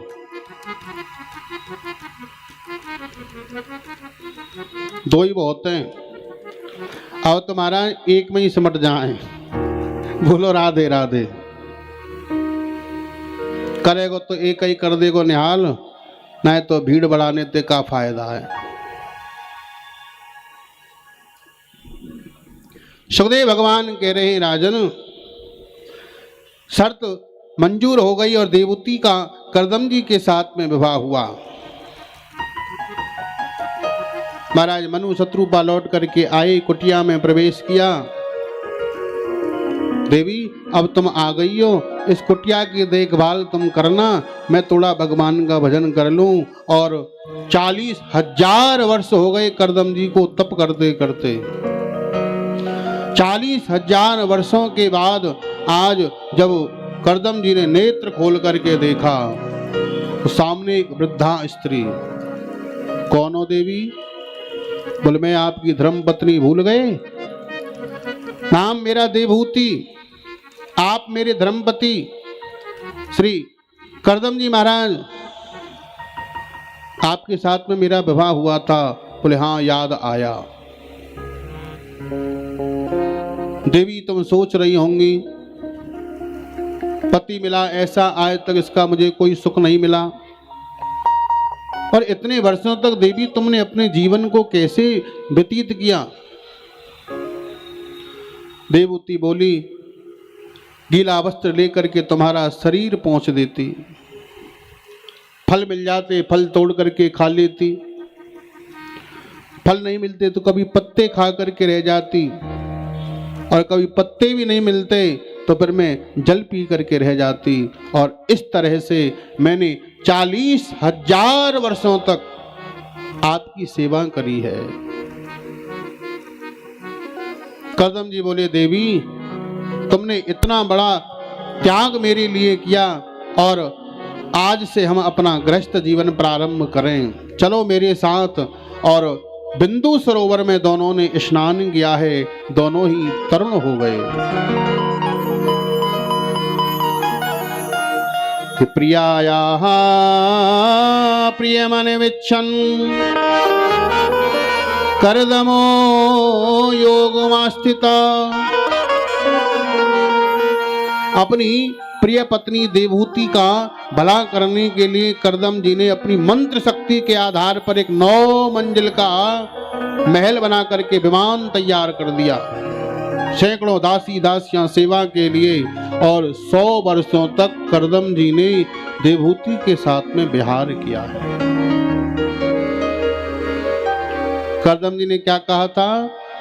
एक बेटा होते ही वन में चला जाऊंगा, पर बेटा तो कोई हुआ नहीं और कन्या हो गई 9। करदम जी ने अपने मन में सोचा कि मेरे तो पुत्र होना चाहिए था 1 और ये कन्या हो गई 9। मैं जा रहा हूं भगवान का भजन करने के लिए। देवहूति बोली, पहले 9 कन्याओं का यथा योग्य संबंध करो और कम से कम 1 पुत्र तो मेरे ऐसा हो जाए जो तुम्हारे जाने के बाद में मेरी सेवा कर सके, मेरी देखभाल कर सके। देवी, धैर्य को धारण करो। मेरी ऐसी मान्यता है कि माखिदो राजपुत्रीत्वम् आत्मानं प्रत्यनिंदिते भगवास्तेक्षरो गर्भं दूरासं प्रपश्यते।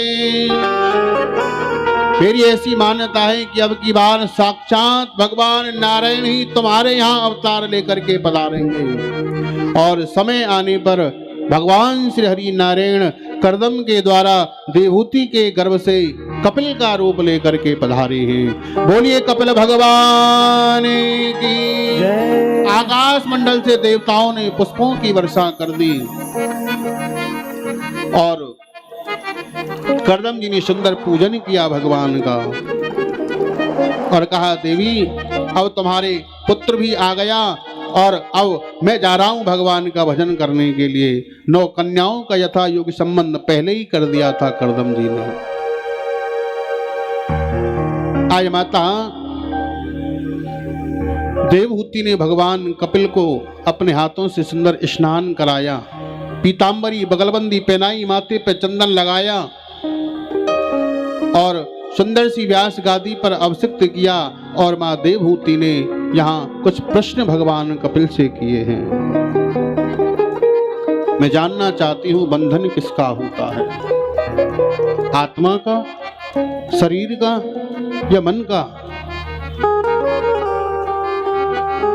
मैं जानना चाहती हूँ ये जो मेरी इंद्रिय हैं, इन इंद्रियों को मैं तृप्त करते करते थक गई हूँ। ये आंख कहती है मैं सुंदर दर्शन देखूं, ये कान कहते हैं सुंदर संगीत सुनूं, नासिका कहती है सुंदर सुगंधी सूंघूं, खतरनाक इंद्रिय जिह्वा कहती है मैं सुंदर सुंदर रोज नए नए पदार्थ पाऊं। कि निर्विण्णाम नितराम भूमन असद इंद्रिये तरसणात् येन संभाव्यमानेन प्रपन्नान्दं तम प्रभो। इन इंद्रियों को तृप्त करते करते भगवान में थक गई हूँ, इन इंद्रियों को अपने वश में कैसे करूं? 4 मंत्रों में माता देवहूति ने भगवान कपिल से पूछा, भगवान कुछ नहीं बोले। और 5वें मंत्र में जब माता देवहूति के मन में जीवत्व भाव आया, क्योंकि लोक में देखा जाता है ना कि पुत्र यदि माँ को उपदेश करे तो अंचित सा लगता है। 5वें मंत्र में जीवत्व भाव माँ देवहूति के मन में आया। तम त्वागताहं शरणं शरण्यं स्वभृत्य संसार तरो कुठारम जिज्ञास्याहं प्रकृते पुरुषस्य नमामि शतधर्म विदाम वरिष्ठम। भगवान आप अपने भक्तों के हृदय में अज्ञान रूपी अंधकार को कभी रहने नहीं देते हो। उस अज्ञान रूपी अंधकार को नष्ट करने के लिए आप कठोर कुल्हाड़ के समान हो। मैं आपकी शरणागति हुई हूँ, आप मेरी इन प्रश्नों का उत्तर दीजिए। अब भगवान कपिल ने बोलना प्रारंभ किया। मां, तुमने प्रश्न किया कि बंधन किसका होता है, तो आत्मा का बंधन नहीं होता। क्यों? क्योंकि आत्मा तो नित्य शुद्ध और मुक्त है। जैसे हम अपने पुराने कपड़ों को छोड़ करके और नए वस्त्र धारण कर लेते हैं, ठीक ऐसे ही आत्मा भी इस पुराने शरीर को छोड़ करके नया शरीर धारण कर लेती है। बंधन शरीर का भी नहीं होता है। शरीर की तो तीन ही गति होती है माता जी। जला दोगे तो राख बन जाएगा, गाड़ दोगे तो कीड़े मकोड़े आदि बन जाएगा, और यदि जंगल में पटक दोगे तो हिंसक पशु भक्षण कर जाएंगे। चौथी गति शरीर की नहीं होती। बंधन तो मां केवल मन का होता है। मन यदि हमारा संसार में लगा हुआ है तो हमारा बंधन है। मनः एव मनुष्याणाम कारणम बंध मोक्षयो बद्धं तु विषयासक्तं मुक्तं निर्विषयं मनः। यही मन यदि गोविंद के चरणों का अनुरागी बन जाए तो हमारा मोक्ष हो जाता है। मां, तुमने कहा ये प्रत्येक इंद्रिय मुझे अपनी अपनी ओर खींच रही है, खींचेंगी। इन इंद्रियों को अपने वश में करने का सर्वोत्तम यदि कोई साधन है तो वो है संयम। कान कहते हैं सुंदर संगीत सुनो, तो जहां ठाकुर जी का कीर्तन हो रहा हो, आप वहां जाकर के बैठ जाओ, इन कानों का सदुपयोग करो। आंख कहती हैं मैं सुंदर दृश्य देखूं। हम लोग संसार में सुंदरता देखते हैं, आप जरा विचार कीजिए, भगवान से बढ़कर के सुंदर कोई दूसरा हो सकता है? हम सुंदर नहीं है, हम तो सुंदर बनते हैं।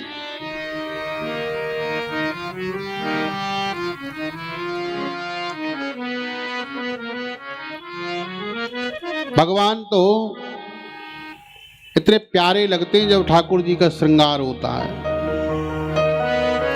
भगवान से बढ़कर के सुंदर तो कोई संसार में है ही नहीं। इसलिए इन नेत्रों से भगवान का दर्शन करो।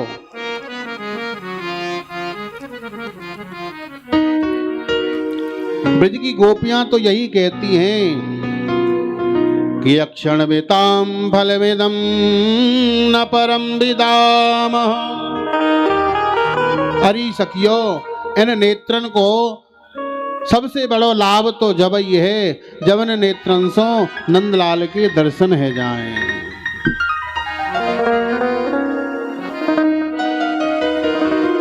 इन आंखों से गोविंद के दर्शन करो, कानों से गोविंद की कथा कीर्तन को सुनो, कि जिसकी जिह्वा कभी भगवान का नाम नहीं लेती है। क्या कह रहे हैं सुखदेव भगवान भागवत में उनके लिए?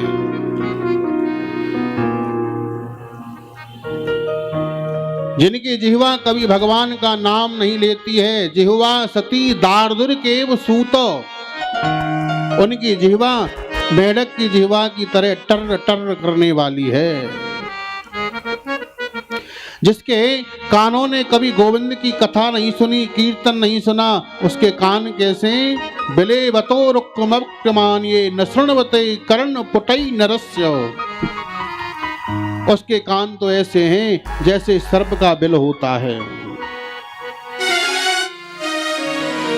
इन इंद्रियों को वश में करने का केवल एक ही सर्वोत्तम साधन है, वो है संयम। कि देखना इंद्रियों के न घोड़े भगे, इनमें हरदम ये संयम के कोड़े पड़े। अपने रथ को सुमार्ग लगाते चलो, कृष्ण गोविंद गोपाल गाते चलो।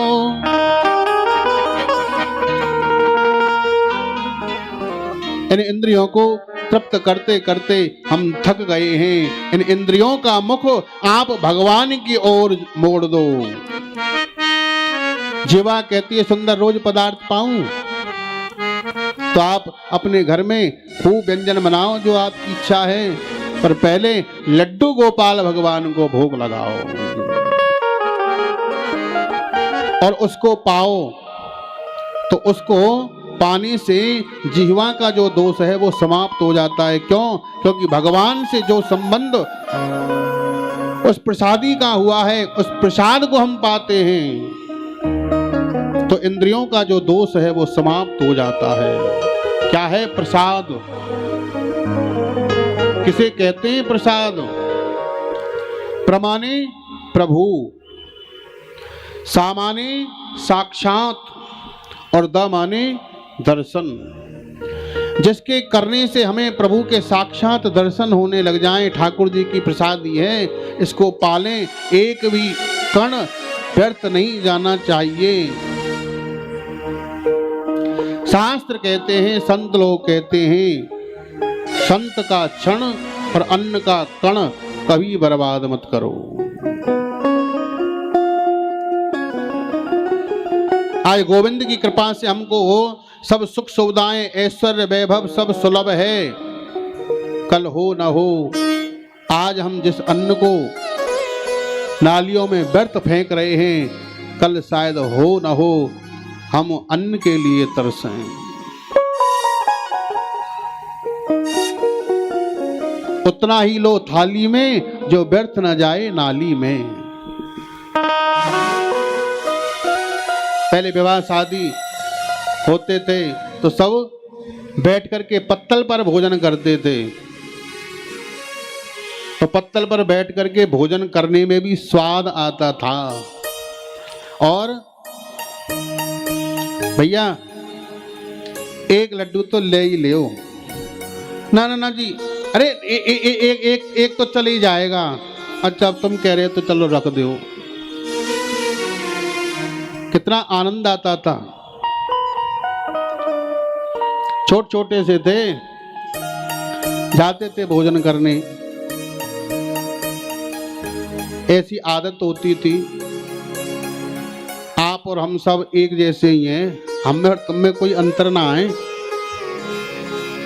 देखा कि हाँ रसगुल्ला वाला आ रहा है, रसगुल्ला लेकर के पहले ही भैया रख जा,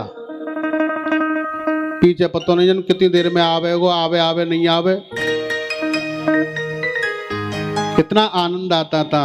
अच्छा आप आ गए, कब आए? हम तो देख रहे कि तुम आए कि नहीं आए। बैठ करके भोजन होता था, प्रसादी होती थी, आनंद आता था। अब तुम्हारा पूरा सिस्टम बदल गया। पहले देखो घर में कोई उत्सव होता, शादी विवाह होते, तो पहले घर के लोग ही भोजन बनाया करते। उस रसोई में स्वाद आता था।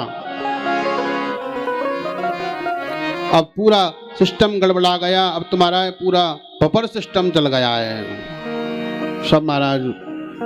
जैसे पशु एक लड़ामनी में भोजन करते हैं ना, और वो सींग मारते हैं, फिर हट मैं खाऊंगा। ऐसे ही महाराज आपको ये दृश्य देखना हो, चले जाना कहीं शादी विवाह उत्सव में, प्लेट लेकर के मारा, ओ तंदूर वाले पर तो ऐसी भीड़ लगी रहती है। दे दो भैया, कच्ची पक्की जैसी है, दो, पेट तो भरनो, जल्दी जानो है। वो भोजन नहीं है। आपकी जो इच्छा है आप पाओ, पर भगवान को भोग लगा करके पाओ, तो इंद्रियों का जो दोष है वो समाप्त हो जाता है। मां संयम के द्वारा इस मन को, इन इंद्रियों को वश में किया जा सकता है। अष्टांग योग का नियम बताया। यम, नियम, आसन, प्राणायाम, प्रत्याहार, धारणा, ध्यान और समाधि, ये योग के 8 अंग बताए गए हैं। एक एक के द्वारा अपने मन पर नियंत्रण करो।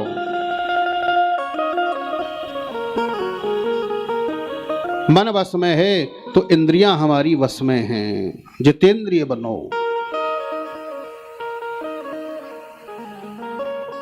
ऐसे नहीं महाराज रसगुल्ला रखें, मन कर रहे हो खा लें, डॉक्टर ने मना किया है डायबिटीज हो गई है, नहीं खाएंगे। हमने तो छोड़ रखा है महाराज मीठा, जबरदस्ती छोड़ा थोड़ी है। तुमने तो डायबिटीज हो गई इसलिए छोड़ा है, इसलिए नहीं खाते हो। वो त्याग नहीं है। त्याग तो वो है रखा हुआ है फिर भी हम नहीं खा रहे हैं, फिर भी नहीं पा रहे हैं, ये है त्याग। हाँ, इंद्रियों को अपने वश में करना ही चाहिए। इन इंद्रियों का जो मुख हमारे संसार की ओर दौड़ रहा है, उस मुख को हमें गोविंद के चरणों की ओर मोड़ना है। बस इतना करना है और कुछ नहीं करना है। और माँ, इस जीव की जो गति है ना, वो बड़ी ही विचित्र है। यह जीव कैसे आता है इस संसार में? भगवान कपिल माता देवहूति को उपदेश करते हुए कह रहे हैं, यह जीव माता और पिता इन दोनों के संसर्ग से यह जीव माँ के गर्भ में आता है। कललम एक रात्रिण पंचरात्रिण बुधबुधम। जब यह एक दिन का होता है तो इसको कलल नाम की संज्ञा दी गई है। जब यह माता के गर्भ में 5 दिन का होता है तो बबूले के जैसा आकार धारण कर लेता है। 10 रात्रिण करकंधु। और जब यह 10 दिन का होता है तो यह बेर की तरह कड़ा हो जाता है। 1 महीने का होता है तो मांसपिंड का आकार धारण कर लेता है। धीरे धीरे करके माँ के गर्भ में पलता है, बड़ा होता है। कहते हैं कि जब 3रे महीने में यह जीव होता है तो इसके हाथ पैर आदि के चिन्ह बनने शुरू हो जाते हैं। माँ देवहूति कह रही हैं, भगवान इस जीव को माँ के गर्भ में तो बड़ा सुख मिलता होगा। क्यों? बोले ना वहाँ सर्दी न गर्मी न धूप न ताप न किसी की कोई चिंता। भगवान कपिल कह रहे हैं, माँ गर्भावासो समो दुखम न भूतो न भविष्यति। गर्भ में जैसा इस जीव को कष्ट होता है, ना इसको पहले कभी हुआ ना बाद में कभी होता। क्यों? क्योंकि माता के गर्भ में पलने वाले जो छोटे छोटे कीटाणु होते हैं वो इस जीव को खाते रहते हैं। वो गर्भ में पड़ा पड़ा रोता रहता है, कहे तो किससे कहे। माँ कभी अपनी जिह्वा के स्वाद के लिए गर्म वस्तु का सेवन कर लेती है तो इसको कष्ट होता है। अरे और तो और कभी चटपटी वस्तु का सेवन कर लेती है तो इसको कष्ट होता है, रोता है, कहे किससे।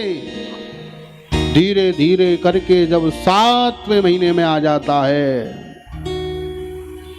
तो इस जीव को अपने जन्म जन्मांतर कल्प कल्पांतर की बात याद आ जाती है, मैं कौन हूं।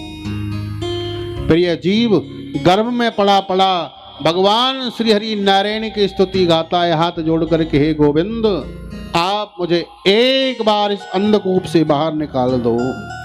मैं सत्य कहता हूं, मैं वचन देता हूं आपको, ऐसा भजन करूंगा जिससे फिर मुझको दोबारा इस गर्भ में आना ही ना पड़े। भगवान हंसते, भले आदमी तूने न जाने कितनी योनि ऐसे ही निकाल दी और तू हर बार जब गर्भ में आता है तब यही कहता है, और गर्भ से बाहर आते ही तो मुझको भूल जाता है। एक बार कृपा कर दो गोविंद। और समय आता है धीरे धीरे प्रसव का। मलमूत्र आदि से संलिप्त होकर के जब पृथ्वी पर गिर पड़ता है, रोरूयते गते ज्ञाने विपरीताम गतिम गतः। जैसे ही पृथ्वी पर आता है भगवान की माया पकड़ लेती है और वो आते ही रोना प्रारंभ कर देता है। बाल अवस्था यह जीव खेल कूद करके व्यतीत कर देता है।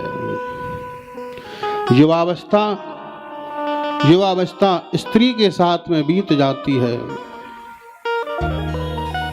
सोचता है बुढ़ापा आ जाएगा तब भगवान का भजन करूंगा, परंतु बुढ़ापे में भी भगवान का भजन नहीं हो पाता है। क्यों? बुढ़ापे में भजन तो तब होगा जब आपने बचपन से भजन करने की आदत डाली हो। काशश्वास कृतायास कंठे घुरघुरायते, कफ वात पित्त आदि रोग इस जीव को लग जाते हैं। कंठ जो है वो घर घर शब्द करता है, मुख से कुछ बोल भी नहीं पाता है स्पष्ट, तब क्या भजन करोगे? वृद्धावस्था आ जाती है फिर भी इस जीव का मन अपने घर परिवार में ही लगा रहता है, इसकी मोह ममता ऐसी बढ़ जाती है। और जब वृद्धावस्था आ जाती है, बुढ़ापा आ जाता है, तब इस जीव की ज्यादा ही दुर्गति होती है। और ज्यादा दुर्गति तुम्हारा तब हो जाती है जब घर में नई बहू आ जाती है। सुनते हो? हाँ सुनाओ, तुम्हारी सुनेंगे जिंदगी भर, और किसकी सुनेंगे? ये जो पिताजी है ना, ये दिन भर घर में खकार थूक सबको यहीं फेंक देते हैं। तो बोले एक काम करो, मेरा पूरा दिन निकल जाता है घर की साफ सफाई में। सामने जो नीम का पेड़ है, उस नीम के पेड़ के नीचे पिताजी की खटिया डाल दो। सही कह रही हूँ, वहीं भोजन दे आया करूंगी, समय पर दवाई दे दूंगी, पूरा ख्याल रखूंगी।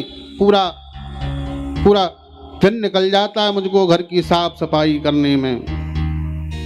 अरे मुझको भी तो आराम चाहिए ना। और बूढ़े की खाट डाल दी जाती है पेड़ के नीचे, फिर भी देखो कितनी मोह ममता है उसकी, फिर भी बैराग्य नहीं आ रहा है।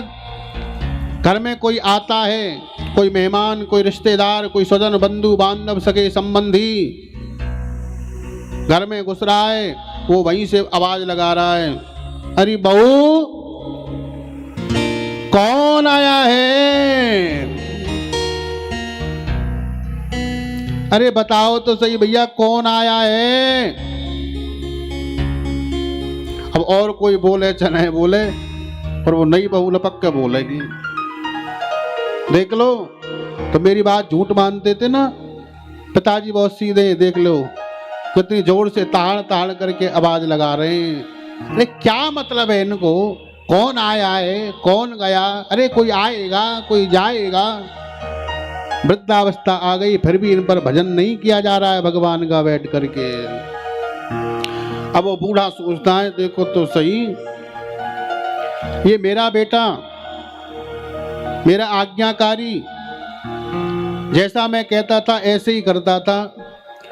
पर पता नहीं कैसे ये नई बहू जब से आई है ना, पता नहीं इसने ऐसी, इसमें कौन सी चाबी भरी है कि मेरी तो सुनता ही नहीं है। परिणाम क्या होता है? धीरे धीरे करके घर को याद करते करते मोह ममता ऐसी बन जाती है और मृत्यु को प्राप्त हो जाता है।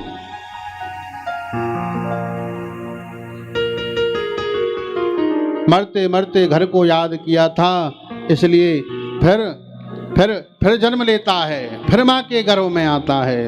क्यों? क्योंकि मरते समय जैसा यह जीव सोचता है उसकी ऐसी गति होती है। कभी कभी हम लोग कहते हैं ना, देखो तो सही, या लाला को मुख तो बिल्कुल बाबा के जैसो है। अरे बाबा के जैसो ना आए, बाबा ही तुम्हारे यहाँ नाती बन करके आए। क्यों? क्योंकि मरते समय उन्होंने घर परिवार को याद किया था। इसलिए अभी भी समझ जाओ, जन्म मरण के चक्र से यदि छूटना चाहते हो तो भगवान के भजन में लग जाओ। कि चेत रे गुमानी नरतन, चेत रे गुमानी नरतन, जन्म ना मिले माया संग ना चले, माया संग ना चले। माया संग ना चले, माया संग ना चले।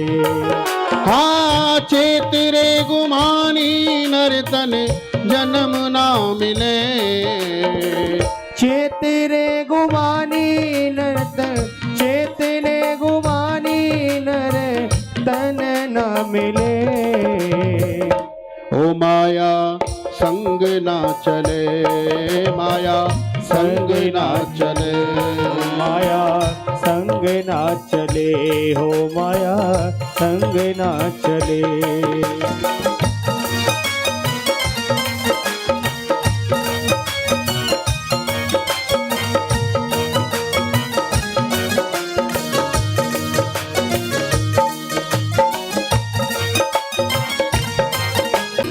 बड़ा सुंदर भाव है ये। दस तो खोया खेल कूद में, बीस गया जौवन की धूल में। खोया खेल कूद में, बीस गया खेल कूद में। दस तो गेला खेल कूद में, बीस गया जौवन की धूल में।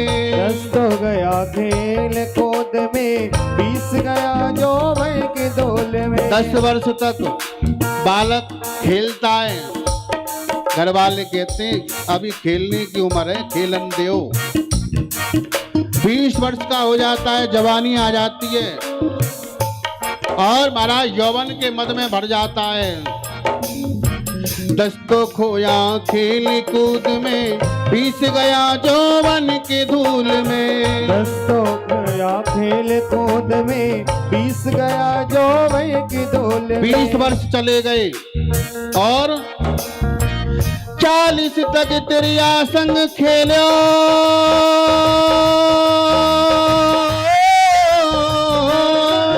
ओ 40 तक दे आसन खेलो। 40 तक तेरिया संग खेलो, 55 हाथ